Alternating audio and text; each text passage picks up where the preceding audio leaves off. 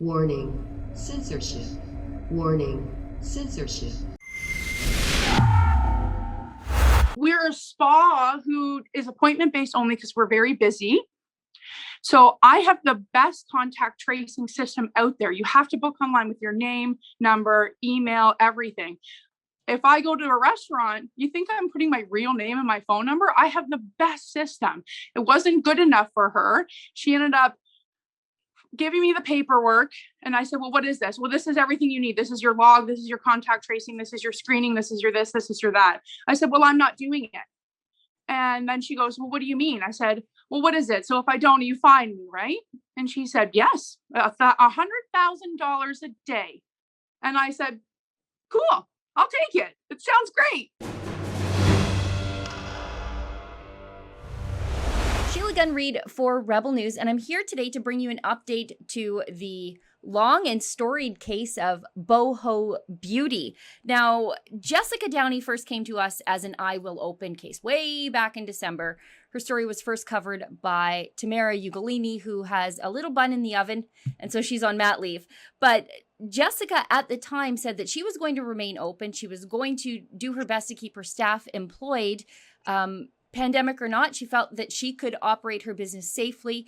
And so we featured her as one of our brave businesses through iwillopen.com. But things changed quite rapidly for Jessica.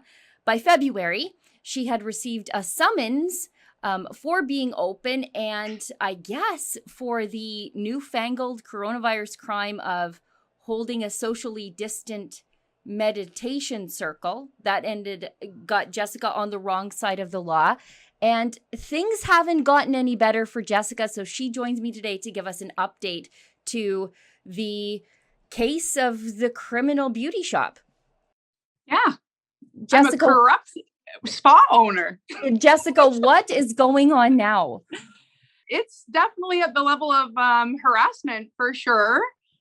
We operate an extremely high level of medical grade spa because we do have nurses that work with us. And so everything that we do is always been COVID measures, like my PPE monthly never changed, So the other day, health board official came in and she was trying to be very aggressive at the beginning, trying to intimidate me. And I didn't even get up from my desk. I just sat there with her and was just like, she's like, we got a phone call. And I was like, cool, what about? And I'm sitting there without a mask because I don't wear a mask. And I wear a mask while I'm with my client. And that has always been the case as a microblade artist. And we always do that anyway. But I'm sitting at my desk. My client is like 20 feet away from me, numbing with her mask on because that's her choice. We have people who do and don't. And we love both. We support whatever you want to do because that's your right as a Canadian.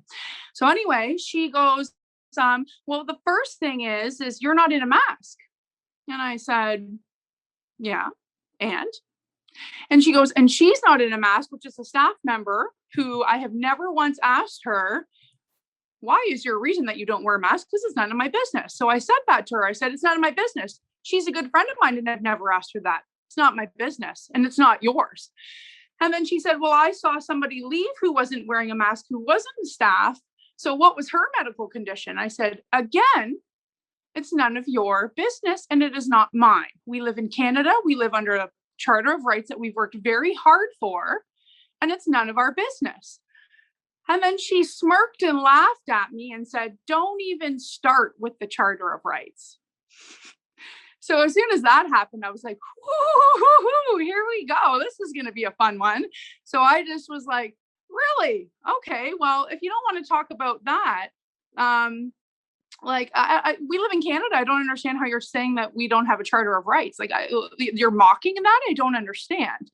And then she said, well, obviously we're not going to talk about the mask because you're an anti-masker. So there's no point. And I said, no.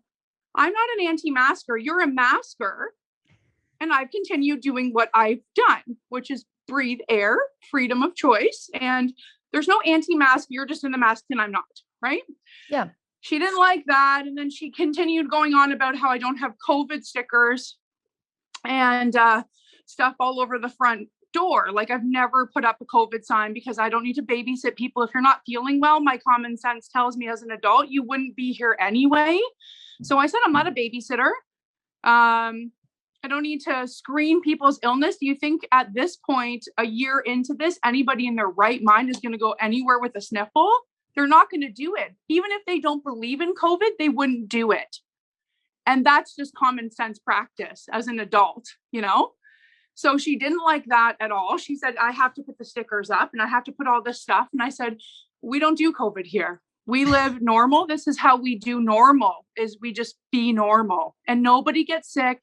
The place is bumping. We're so busy. Everybody leaves being like, oh my gosh, this is the first time in a year I have laughed in a room with women, not felt like COVID existed. I leave feeling like liberated because I teach so much and I embrace that. And I have old women like in their 80s taking off their mask when they come in and they see my face. Like, it's a beautiful space for people to do that. And I tried to explain that to her and she just wasn't having it. So with the COVID signs, she got upset and then she got into cleaning. And I said, well, we clean everything. And she said, well, every time someone touches the door, touches the desk, I need you sanitizing it. And I said, so you want me doing that about 40 times a day, which when I read the chemicals and what the government wants me to use, that will make me infertile and give me cancer. So if I get either of those, can I sue you like you're trying to sue me for things that are like, that you can't really force me to do?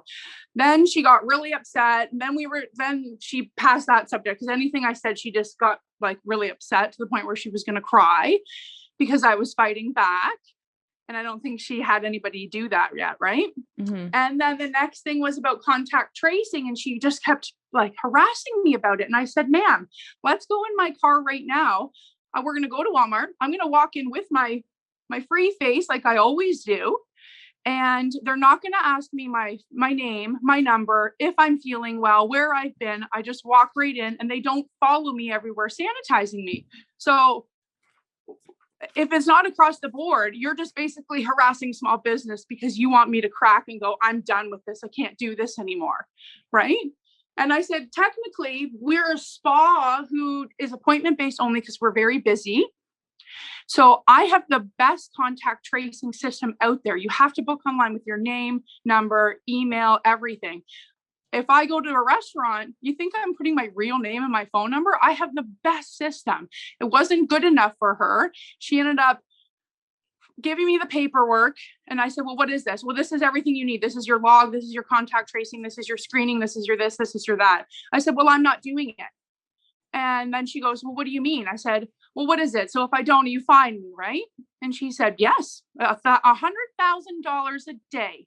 And I said, cool, I'll take it. It sounds great. I can't wait. Yeah, we've already done this. Yeah, good. Get blood from a stone. Good luck.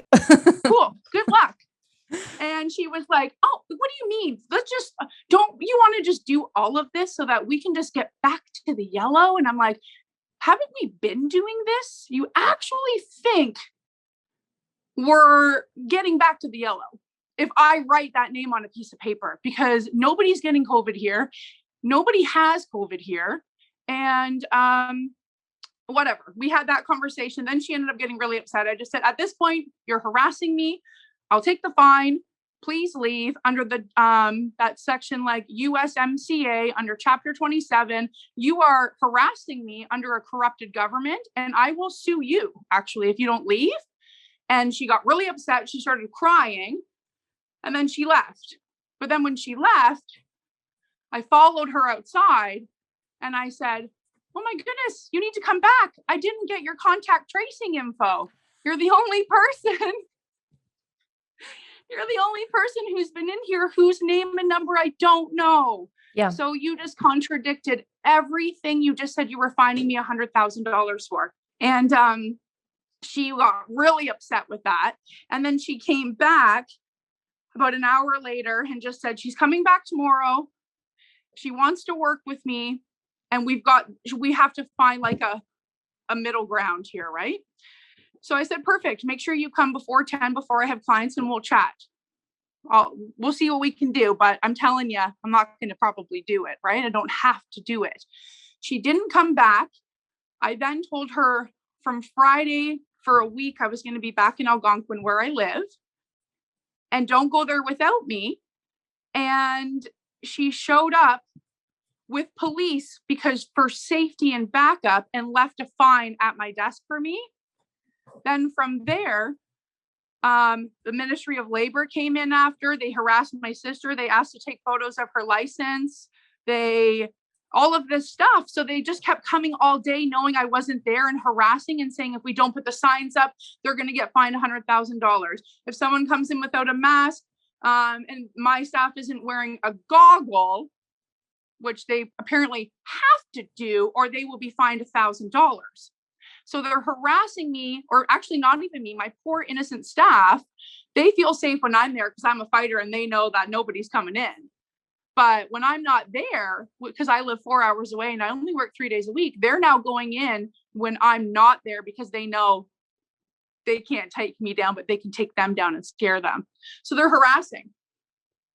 So now I have a fine again for I don't even know what, because I wasn't there. What was the amount of the fine? Do you know that? It's like $1,300. Yeah. It just says something about I'm not being compliant with the reopening of Ontario, I think it said. Yeah, the Reopening of Ontario Act is the public health order, which is so strange because it has nothing to do with reopening. It has everything to do with closing small businesses. Jessica, can you please send us that fine, and we will help you fight that fine with everything we've got through fightthefines.com at no cost to you. I mean, it's outrageous. Yeah. We're seeing this happen all across the country. These small businesses who are defying the lockdown restrictions, the public health orders. And so the government then starts sending all these other bureaucracies after them. In Alberta, it's, the Gaming and Liquor Commission, it's Occupational Health and Safety, because Alberta Health Services didn't sufficiently spook them enough. And they're doing the exact same thing to you. They're bullying small business owners using the full force of the government. And they think they can get away with it. But lucky for you and bad news for them, we're going to help you fight that ticket in court. You guys are my heroes. And you have sent me all the coolest peeps. The store's lit every day with just these freedom fighters who just love Rebel and love everybody. And the energy is amazing. And I wish they came the day that they said they were going to, because there was about 10 amazing, strong women in there. And I was like, I can't wait for this. I can't wait for them to come in and us just go, we're all loving our life in here. We had music pumping, the doors open, good vibes. And she showed up the next day with the police officer. And I think what people don't understand is you do microblading. So that's an invasive procedure. You're breaking the skin. So you know about infectious disease protocols. You can stop the spread of blood-borne illness. So you're not spooked by something that's spread by a cough. And that's right. These onerous restrictions that they're placing on you as a small business owner, do you think that they're cleaning Walmart 40 times a day? I know. It's insane. And you know what, Sheila? The craziest thing is before this, the health board built their protocol on microblading around me because they were blown away of how I did it. I train microblading. I do all of that. I'm the only place that every single person that's in my facility, I pay for them to get a blood-borne pathogens certificate. Even if they don't need it, I want them to have that so they understand cleanliness, and it's embedded in their brain of how important contact tracing and stuff is with blood-borne pathogens, any type of disease, illness, hepatitis, all of these things. They everything we do, like she was like, what are you doing under the COVID safety? And I went, everything that I've already done to have that green pass on my door. Right. So I'm already doing it. You literally are just saying you're going to fine me $100,000 because I don't have a COVID sign on my door. So while the girls are there, because I really don't want my girls to feel anxious to go to work. Work is a safe space for us. It's a fun space. I don't want them feeling anything other than that when I'm not there for this week. So I said, if you guys feel comfortable or better having that little COVID sticker on the door, don't put it on the door, put it on the window in the far corner, and above it, please put a little thing that says, I only have this here because if I don't, I get $100,000 fine a day. You know, they keep telling us to follow the science. And It seems pretty superstitious and not scientific to think that a little sticker on the door is going to prevent the virus from walking through the door. I mean, it's so ridiculous. It's crazy. And I said to her, I was like, isn't Ontario one of the only places really left in the world that's still doing this stuff? Like, this is insane. I don't know what I can do to stop these people from harassing me 4 times a day. Well, luckily, you have great lawyers who will help you and sort of get in between you and these government bureaucracies who won't leave you alone to just do your business, take care of your clients, and we'll help you through fightthefines.com. Jessica, I want to thank you so much for being so willing to always tell your story with us, because I think it gives our viewers a good look into what it's like to be a small business owner during the time of COVID, with the constant harassment and all these weird rules that you have to jump through just to keep your doors open. So I want to thank you for that. And I want to thank everybody at home for their willingness to get behind what you're trying to do, because I think the only way to change things with the government is to drag them kicking and screaming to court and explain what they're doing to people like you. So I want to thank everybody at home for their constant donations to help you and other small business owners and other normal people who are just doing their lives, and doing their lives is suddenly illegal during the times of COVID. Everybody who's donating through fightthefines.com, I want to thank all of them. And again, thank you for your time, Jessica. Thanks, Sheila.